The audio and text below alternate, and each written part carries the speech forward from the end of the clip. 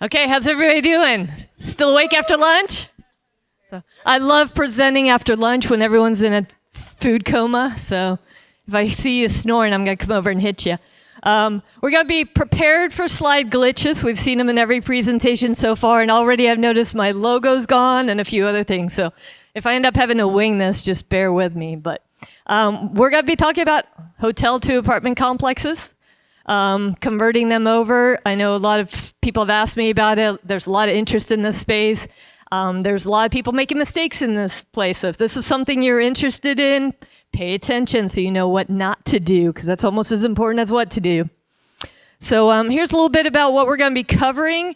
We're going to say, why would you even want to go there, right? What's in the hotel conversion? What are some of the common mistakes and some of the challenges? We'll go through a couple of case studies just to see that people are doing this in different parts of the country. A few underwriting considerations. I'm not going to put you to sleep with all the underwriting, but a little bit. Some things you want to make sure are in your contracts if you decide to go forth with this. And then if you're excited about it, like I am, how you can get started in it. All right. So a little bit about me before we get started. I have this really long, convoluted name. Anybody want to give this a shot? Maria Birgit Linnea Bengtsson Zundovan. Gesundheit. Okay. So most people, when they see that I have a long name that starts with Maria, they assume I'm from a Spanish-speaking country. My Spanish skills are really rough. That's not the case. My parents were actually vacationing in Spain, and my mom had this dream that she had a daughter named Maria, and the next day she found out she was knocked up. So, and then my parents got married just after that. So anyway, that's where the name comes from. I'm actually from Sweden, so that's where I'm from, Swedish immigrant. Moved here in 1982 with my family, obviously, and have been here ever since. This is my day job. So when I'm not busy doing real estate, I've spent 25 years trudging through the swamps of Florida, stealing alligator eggs from their mamas, and dealing with all sorts of endangered species. So if there's a critter in Florida, I've probably worked with it. I will be leaving this profession, makes me a little sad, but this is it. This is the last year that I'm doing this. Come January will be my 25-year anniversary working for the state of Florida, and that's when I move on to real estate full-time. So the wonderful thing about real estate is you can do it on the side. It can be that passive income so you can pursue your passion. But I knew as a biologist for the state of Florida or any place, you're never going to make, a whole lot of money. But using real estate as well, you can pursue that passion that you like to do and still build that legacy wealth for your family and for your future generations. Because these are my whys. This is my big why. So I met my husband, Don, who's right over there. When I was 18 years old, we've been together ever since, never looked back. And now we have two wonderful sons. And in particular, my son, Carl, the oldest, the one in the red shirt here, he's my biggest why because he has high-functioning autism known as Asperger's syndrome. So I don't know if any of you are familiar with that, but I see some heads. Some people know what that is. First time I heard, I was like, what? Asperger's. But, he's got a IQ that rivals genius, but he's got the social skills of like a 5-year-old. Maybe not a 5-year-old, but he needs some help. So we don't know what the future will hold for him. I just want to make sure he's secure. Alex, he's on his own. He'll be fine. So those are my why. Started investing in real estate in 1996. I was still a college student. Started early. That's the key. Making sure my kids are starting early. Alex is actually in Javier's Teen Millionaire Challenge. Thank you, Javier. And he'll be here tomorrow. Alex will be here tomorrow, so if any of you see him, please say hi. But yeah, try and teach them to invest early as well. But started pivoting into multifamily in 2019. Never looked back. Don't miss the single family house stuff at all. Still have a few to get rid of if anybody wants them. But now as multifamily is getting a little more challenging to find the good deals, sometimes you have to pivot a little bit, and that's sort of where the hotel conversion comes in.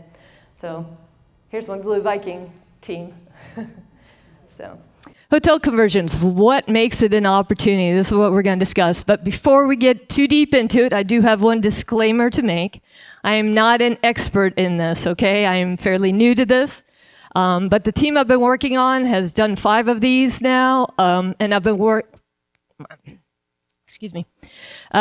right alongside them, learning from them. But hopefully I'll have most of the answers to the questions you might have. But if I don't know everything, it's because I have not brought one full circle yet. So still in the learning process, but I've learned enough to know what the biggest hurdles are. Because I seem to hit all those right at the beginning. So, hotels to apartments. Let's talk a little bit about why we want to get into it. Have you guys noticed that's a hot market in multifamily? Anybody finding it real easy to find deals out there? If so, we need to talk. There's a huge demand for affordable housing. You hear all these cities just crying about it. They need more affordable housing. They need people to build more. So there's a huge demand, and that's basically what you're making. You're making affordable workforce housing. There's a supply chain crisis. There's a labor shortage. So building new stuff is hard. In many places, we're looking at a 10-year backlog of what they need right now. If they built every day as fast as they could for 10 years, they still won't catch up with the demand. Smaller living trend. The millennials out there and the Gen X's, they don't necessarily want a big place to take care of.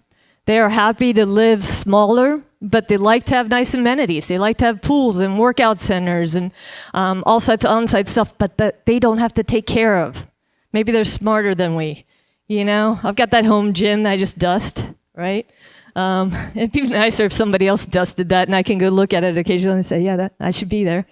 And the same with the pool and all that kind of stuff. So they're fine with living in smaller places. So that all works. The hotel industry is suffering, bad for them. But you know, whenever somebody loses, somebody wins. That's how it works. But there's a couple of things that make them hurt. Airbnb, of course, entered the market. A lot of people preferred the Airbnbs to hotels because they offer all sorts of amenities that hotels can't offer. During COVID, that was even more popular because people weren't so excited about going in and touching elevator buttons that 1,000 people have touched before them, that kind of stuff. So pandemic just made things worse for the hotel industry. Reduced corporate travel, I don't think a lot of that's coming back. I mean, some will come back, but we have all gotten really comfortable with Zoom, I think. So a lot less need for travel, a lot less conferences, and so the hotels really needed that. They were just strictly set up for business. And of course, the hotels have labor shortages like everybody else, so that makes that possible. There's a high barrier to entry when it comes to this, and so a lot of people are like, well, that's not an opportunity then. Well, yeah, it is, because it keeps a lot of people out of the space. So the knowledge gaps are huge. I hear people making tremendous mistakes when trying to buy hotels and convert them to apartment complexes, mistakes I'm going to be teaching you about so you don't make those mistakes. But it's because there's a knowledge gap. There's no books that I know of that have been written on how to do this properly. Don't know of any podcasts that are dealing with it or anything like that. If somebody does know of those things, I'd like to know. And there's a lot of high upfront capital need with this. And a lot of the banks aren't real keen on lending on it. Even bridge loans and that kind of stuff, because oftentimes you're taking a completely vacant hotel, starting with something like that. And there's a lot of other capital stuff that we'll talk about later. But so there's some barriers to entry, but that's good, because if you can break down those barriers, you can make some really good money in this sector. And there's lots of inventory. There's the inventory. We're having problems with these slides. I knew we'd have a glitch. Yep, not there. Oh, it came back. Okay, so you gotta go past the slide and come back. That's how you get your slides. Okay, so this is CoStar. You're all familiar with CoStar, I think. These are all the hotels that are currently for sale in the United States. If you compare that with your multifamily map, it's a very different map. And you see a bunch of these are so distressed that they've actually gone to auction. So there's a lot of inventory out there looking to get sucked up. Where do the opportunities exist? So there's a lot of stuff for sale, but you don't want all of that. You want to look at your areas really closely, and you want to look at the hotels very closely and see what's really going to work. So positive migration. We've seen a lot of people moving out of places like New York and California, right? And as more people are working remotely, they're figuring out, I don't have to live in these really expensive parts of the world. I can move to less expensive places like here in Florida. So we're seeing all this crazy positive migration. So here in Florida right now, we have 1,000 people a day moving here. That's crazy. We can't keep up with that. But those are the areas you want to be in. High absorption rate. So if you're not familiar with absorption rates, that is how many new units in the market that you're in can absorb in one 12-month period. You want to make sure that that is equal to or higher than the units you're going to be producing in your hotel, okay? So, and the higher the better. Favorable landlord laws. A lot of people really got screwed during the pandemic in some areas that weren't so favorable to landlords. And in general, these are probably areas you wish to avoid in multifamily, right? Amenable planning and zoning. A lot of counties and municipalities right now are screaming that they need workforce housing, they need affordable housing, please come build, please come convert. But then their planning and their zoning departments are impossible to work with. And once the zoning is set, you can't change it. And zoning for hotels and apartments are generally not the same. Occasionally they work together, but not always. As far as the hotels themselves go, not every hotel is good for conversion.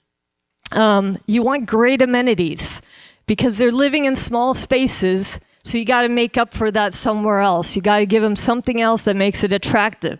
So hotels often have pools, that's great, gyms, outdoor space, regardless of what they're using the outdoor space for, you can convert it to things like dog parks, barbecue areas, things that are attractive. Meeting rooms like what we're in right now can be converted to storage areas. People have bikes and stuff. They're not going to be able to store those in their tiny apartments, right? And that's extra income too, right? Laundry facilities, game rooms. I've heard of indoor movie theaters, all sorts of things. Also an amenity we like to look for is any hotel that already has suites with separate bedrooms or kitchenettes, because that's going to be less cost for us to convert them, right? And then bonuses sometimes, like retail leases. If you had a restaurant in there, especially if it's a triple net lease, something like that's really nice to have. But you got to make sure that it's still going to work with your conversion. It's not some sort of retail use that's going to get in the way of residential. So that can be a bonus or a drawback, depends on how it's structured. And ample parking. A lot of people don't think about this, but hotel industry, a lot of times people are taking an Uber or taxi from the airport to come to the hotel, and they don't necessarily have a car. So you may not have as much parking at a hotel as you might need in a apartment complex. So you need to look at that because it could be really expensive to add it, or you may not have the land to add it. So it's something that's often overlooked. You also need to look at your municipality codes because they may actually have a code for how much parking you need. And that varies greatly from area to area. So something to really look into. Price per unit needs to be well below the multifamily rate in that area. And I'll show an example of just how much below it needs to be for it to make sense. Demographics. Okay, so where's my Columbus, Ohio person? There she is. Okay, we need to talk. So I've got 3 hotels I'm working on in Columbus, Ohio. So we're going to use Columbus, Ohio as an example, even though I'm from Florida. And I swore I wasn't going to leave Florida to do this. But Florida's become a pain in the butt, and Columbus is more cooperative. So got some hotels I'm working on in Columbus. So we're going to use some demographics from there. Don't all of you go out and buy stuff in Columbus now. I don't want to compete with y'all. But here's some of the reasons why this makes sense. Let me see if there's a pointer on here. I bet it's this thing. Okay. Yeah. So you see, this kind of faded on here, but it says 2010 population, 2021. Notice the numbers are increasing. That is a good thing. And projection is that it's going to continue to increase. So that's number 1, is that your population is going to continue to increase. So you want that. Something else that's really important is that your rents are going up, okay? You're going to say, well, the rents are going up all over the country right now. That's not true. All the big markets, they seem to be doing.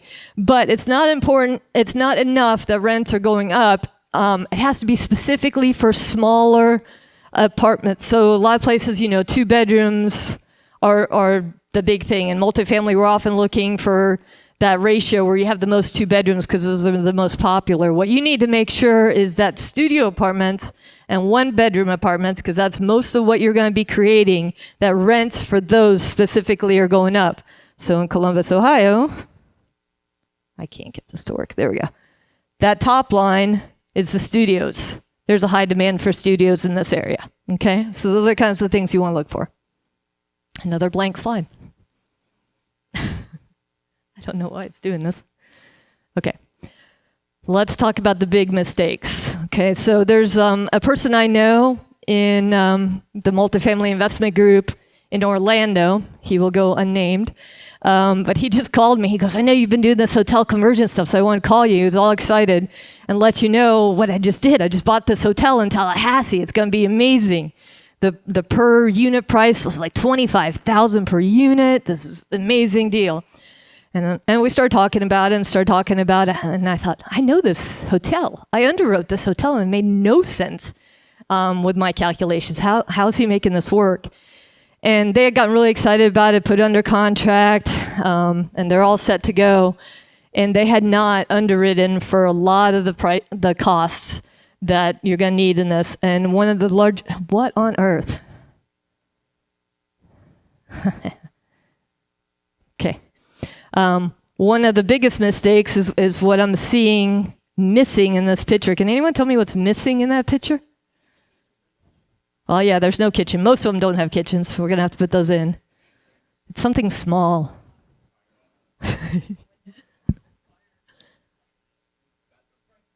Fire sprinklers. Fire sprinklers.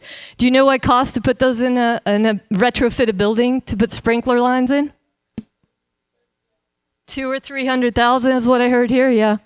At a minimum, you're going to have to pull a new water main line into the hotel, because the existing water line is not going to be big enough for your sprinkler system. It has to be separate. So that alone is a minimum of $100,000. And then generally for each unit that you're adding to, it's about $3,500. Okay, so multiply that times all the units in your hotel. That was what they had missed in Tallahassee. It was a lot. And the smaller your hotel is, yeah, I did. I broke their heart.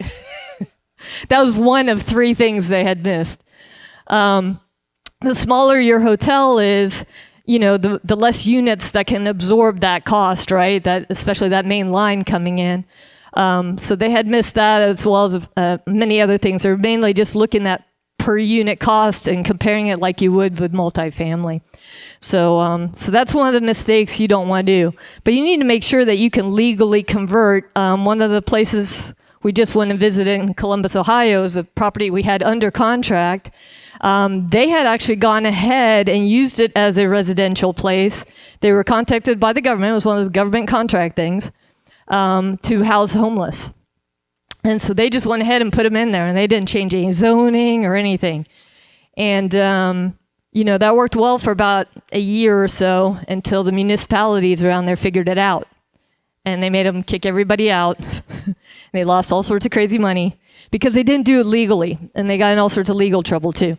And there's more to that story if you care to hear it. But you have to do this legally, and that means meeting the building codes. So that sprinkler system, that's one big one. Electricity that can support kitchens. There aren't any kitchens in this picture. You got to put them in. Well, here you've got electricity that can support some lights and a television. But you're going to be putting in a full-size refrigerator, probably a microwave, probably a stove and a stovetop, oven. Those things take much higher electrical need, and you may not have it in that hotel. So are you prepared to rewire an entire hotel? Yeah, you better make sure you have the ability to do that and have budgeted for it accordingly. Fire alarms. One of the hotels we visited, they had the fire alarms, but they were not in code compliance with what you need in multifamily. So that hurt our budget. Impact fees. This is huge, especially here in Florida, where we have crazy impact fees. So this varies greatly depending on where you're at. They might be 0. Columbus, Ohio, there's 0. Here, $21,000 a unit. So that's really going to hurt your cost, right? Tallahassee, they were $18,000 per unit. They had not underwritten that. What are impact fees? Are you guys familiar with impact fees? Okay. So these are the fees that the municipalities charge you when you're doing new construction. Because they say, okay, you're going to have an impact on our emergency services. That's your police and your fire rescue. There's going to be more people using our parks, so our parks need more money.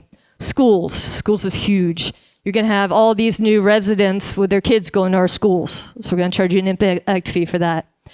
But a lot of people don't think about it in multifamily world because we're buying things that are already existing. The developers paid those fees, so we don't get those impact fees. But when you convert the use of a hotel into a residence, you're changing the impact there. So they've probably already paid for emergency services, because if you have an emergency here, the police in theory should show up. But you don't have anybody living here that's going to a school, right? So you haven't paid those impact fees, and they can be really, really major. So can't forget about those. Roof, obviously we look at roofs in multifamily, but consider that most hotel roofs are flat roofs, and I've yet to find one that didn't have an issue, and they're really expensive to replace. All the pictures are gone. Gotta go back, go forward. Okay, I'm figuring it out though. Figuring it out. Okay. Assume more mistakes. Assuming that multifamily is going to be permitted. I've known people that have signed contract and even closed on hotels and then found out, congratulations, you are now the owner of a hotel and the operator of a hotel, and that was not the plan because the zoning would not allow them to change it to multifamily. Okay? So you have to look at your current zoning. And if you're lucky, it's some sort of mixed-use zoning where they're going to allow it. But most of the time, it's some sort of commercial zoning where it's not permitted. And then you have to look at your future land use. So your future land use, if you're not familiar with how planning works, is somebody decides on the plan for the whole city. Like if they were going to rebuild it today, what should it look like? And so they'll designate future land uses for what this area should be in the future. So if you have a lot of residential around that hotel, maybe the future land use is that whole area becomes residential. If that's the case, then rezoning to that future land use that includes residential is pretty easy. It's like an administrative hearing. It's not a big deal. But if the future land use keeps it as commercial or something else, then you're going to probably have to go through the 6 to 9 month process of getting that rezoned, and it could get rejected. It has to go through a whole public hearing, get signed by the governor. No, but I mean, usually it has to go through a big process. We had it happening right where we lived, and our whole neighborhood was opposed to it for a variety of reasons. They showed up at the county board meeting and shut it down. So that can happen. You may have, your zoning might be that's in a PD, help me out, something development, plan development. And that's when a developer goes in and they've got this grand plan for the whole community, right? So it's going to be shopping centers over here, schools over here, residential over here. So that kind of supersedes any of the underlying zoning or future land use. So if it's in that, you got to check those docs and see if multifamily is going to be permitted there. And if not, then you have two choices. You can try to get the property withdrawn from the PD, which is quite the process, or you're going to have to try to change it within the PD. And neither of those is guaranteed. So you have to have contingencies for all of these things.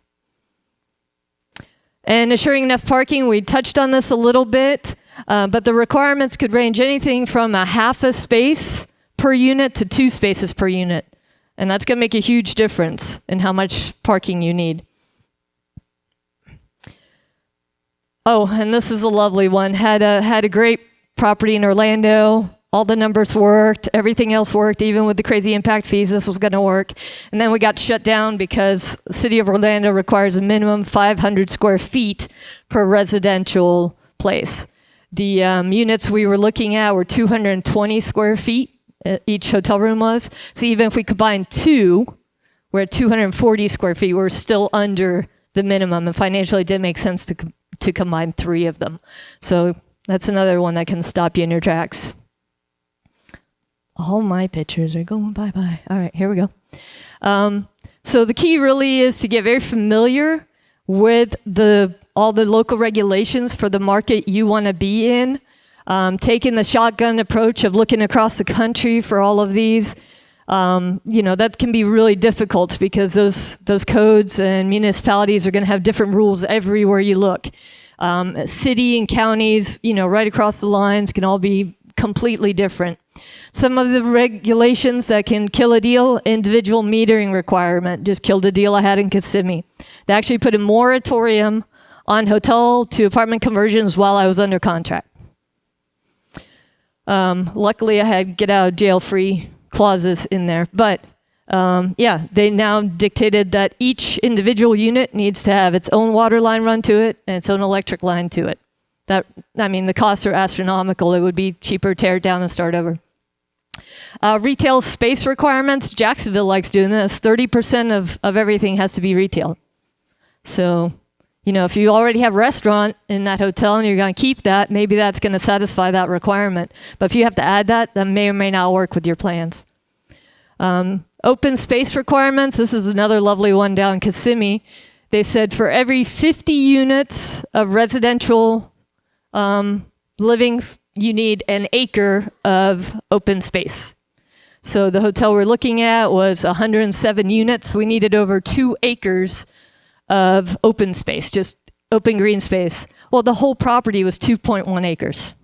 So I basically have to tear down the building in order to, it didn't work.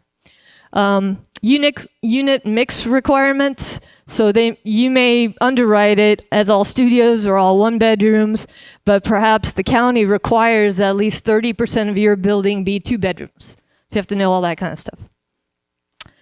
And this is a big one: local opposition to affordable housing. I put that in quotes because people have a different view of what that is. To us, it's nice things like this, but some people are picturing this as, think that we're, I don't know how to put this nicely. Affordable housing has a bad rep. We'll just leave it at that. It can be. So you have to fight that negative stigmatism of affordable housing. A lot of people are picturing these rundown hotels where people are actually, living there, or they're charging by the hour, that kind of thing. So prostitution, drugs, crime, that kind of stuff is what they're picturing. So this is, I'm going to go back because that's how we get pictures around here. This is actually an example from Kissimmee. This is one of the reasons the moratorium happened. So this is the Star Motel. We were trying to buy this hotel, the property next to it, and the property next to that. So there were 3 hotels all in a row on 7 acres, a beautiful lake. This could have just been amazing. But rather than let us buy it, the county decided to condemn it and tear it down because they had so many problems here. But of course, this wasn't ever converted. This was a hotel that was acting as though it was a conversion, but they had hot plates instead of kitchens. They had never gone through the building codes. They hadn't done anything right. Yet the people who are coming in trying to do it right were hampered because of this one bad apple. So this went to court, big mess. They finally kicked everybody out of there, and they brought in the bulldozers instead of letting us buy it and make it right. But this is what you need to make them see. You need to make them see that this is what we're going to do. We're going to come in and we're going to put a tremendous amount of money into these places. In addition to all the costs we have for converting it and making it meet those building codes, we're also going to put $15,000 to $21,000 per unit into all of these. We put in granite countertops and nice self-closing cabinets and the luxury vinyl flooring, and if you need to take them down to studs, that's what you do. But you want a nice product that's going to attract nice tenants who are just okay with living in a smaller space. And there are lots of different ways you can do this, and we try to work with whatever the floor plan of the hotel is and just kind of see where we're at. So the most profitable is to keep them as studios and just do this thing here. But if you already have a connecting door, you see how this is 2 hotel rooms with a connecting door, then it's really easy to convert them into a 1-bedroom where you're separating your living areas from your bedroom and your bathroom closet kind of areas. They lend themselves to that. Sometimes you have hotels where they actually have double connecting doors, one here, one there, so you could make it into a 2-bedroom fairly easy. But if you have to start busting down walls, it's going to cost a lot more. There's a lot of wiring and plumbing and all that through those walls. So if you can avoid that, that's good. But you're basically going to work with whatever you're handed and the requirements of the place. All right, so we'll look at a couple of case studies, which of course don't show up. So we're going to go forward and then back again. Here we go. All right, I'm getting good at this. So this is Nashville, Tennessee. Where are my Tennessee folks? All right, let's Tennessee folks. All right. I did have a Knoxville one. I should have brought the Knoxville one. Okay. Anyway, this is a 124 unit one. It still looks a little like a hotel. You can see the bones of it, but they've made it look nice. They have kind of a small kitchen-y area. There's no stove here. I don't consider that like a full-on kitchen, but they had very little square footage to work with here. They had 240 square feet. So there's only so much you can do with that. But they still had nice amenities. They have the hotel, they had the pool, they have studios, looks like a cardio studio, clubhouse, laundry facilities, all that kind of stuff. But look at the rents they're getting for 240 square feet. Yeah. Craziness. This one's Denver, Colorado. I know we had Colorado folks in here too. So this is a little bit bigger, but still very tiny. We're talking 339 square feet. They're getting over $1,100 a month rent on these. I kind of like how they kind of made a separate bedroom, even though it's not a bedroom, but kind of just tuck it behind the closet. They got a little creative with that. They actually have a dishwasher in here, which I find hilarious. But they have the combination microwave convection oven, which is one way to go. That actually cuts down on your electric. And they have a 2-burner stove instead of a full stove, but they have a full-size fridge. So, I mean, that works. That works. But again, lots of amenities there, lots of fitness centers and things like that attracts people. Got to talk a little bit about underwriting. Don't go to sleep. We're not going to get deep into it. So just a little bit, your rent roll, when you're looking at that and you're underwriting that, you can't look at it in the same way that you do multifamily. You need to think about what you've already got and what you're going to create. So this is again from that Columbus, Ohio property, or one of the ones I'm looking at there. They actually already had some 2 bedrooms in there. So we're not converting any of these. They're already there. They actually had 5 suites. There were 2 bedrooms with full kitchens in them. Nothing for us to do. So they go on a different line than anything we convert. We're not going to convert anything into 2 bedrooms. They had the same with 1 bedrooms. They have 13 of them already, full kitchens, 1 bedrooms. So those go here. But in order to meet the requirements of the area, we need to bring this up to at least 10% 1-bedroom units. So we're going to convert another 18 rooms into 9. And those were ones that already had connecting doors. But we do need to add kitchens here. So when you're setting up your spreadsheet and you're calculating your build-out costs, those need to be calculated very differently. So it needs to be set up to know that, the ones that are on these second lines, those are not going to be counting in your construction costs in the same way. And then everything else gets converted to studios. So those all get kitchens, and those are all going to go in your underwriting.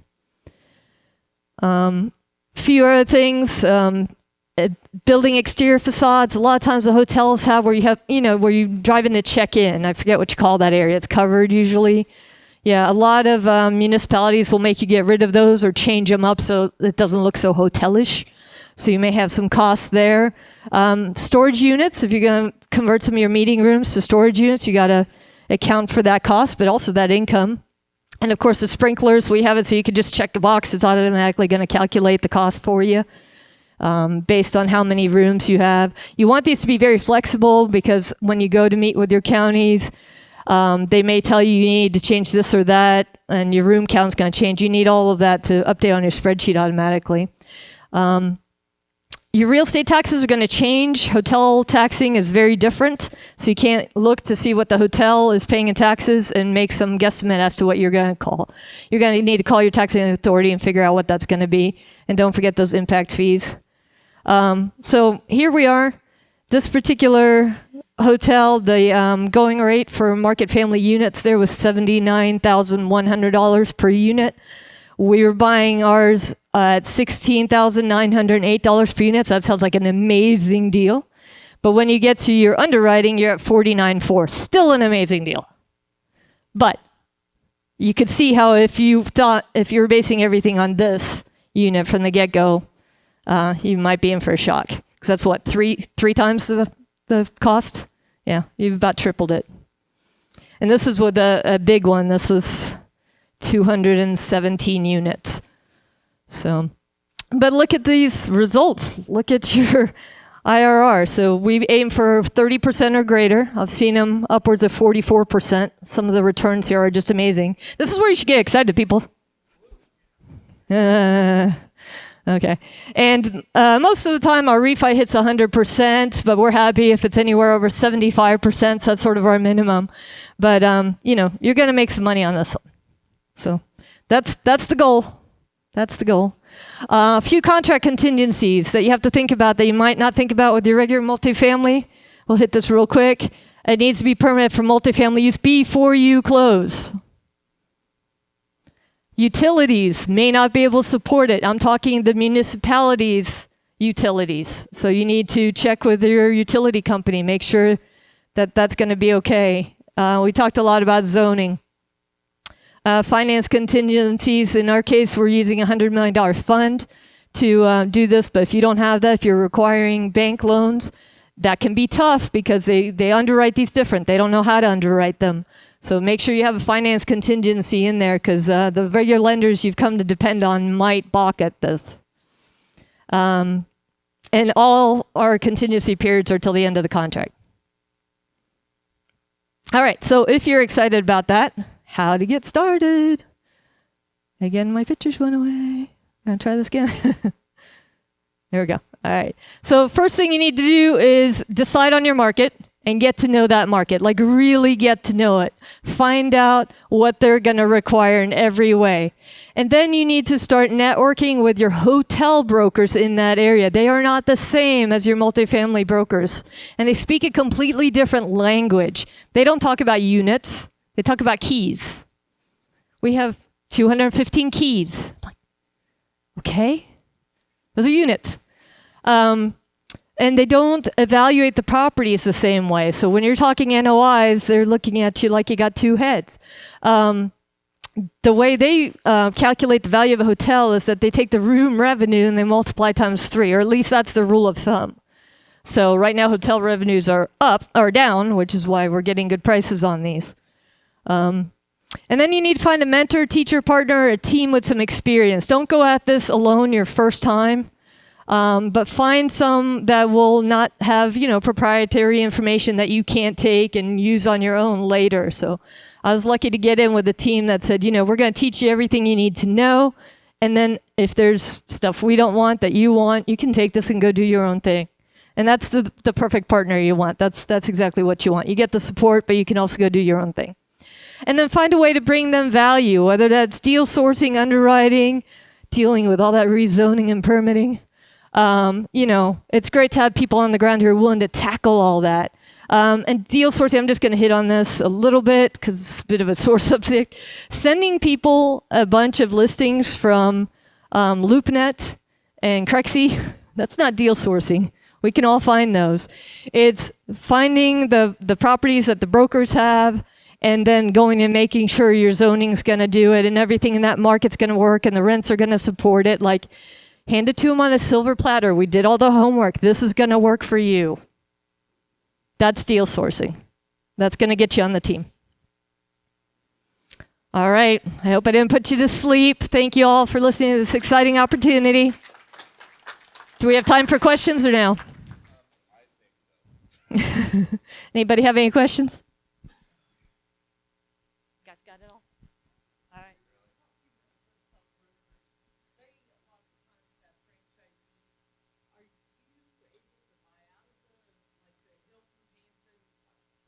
Great question. Yep. So she's asking about the franchise. So what kind of hotel are we in? A Hilton? No, this is independent. So the independents are your best way to go. The Columbus deal that we're talking about right now, they're under Days Inn flag. So that's their franchise. Yes, if they exit out of that ahead of time, it's going to cost hundreds of thousands of dollars. So we had to find that window. They have to give a 6-month notice before their 10-year anniversary. And they happen to be coming up on that 10-year anniversary. So if they give a notice by January 30th of this year that they're pulling out of the flag, there won't be any penalty, but they can't pull out until the anniversary, which is in June or July. So we have to set up our contract that way. So it's going to be a 6-month-long contract. And they're okay with that because otherwise we have to pick up the cost of pulling them out of that flag. And I don't need to add that to the cost of the conversion. But that's a great question. Yes. Yes. Anything else? All right. Thank you, guys.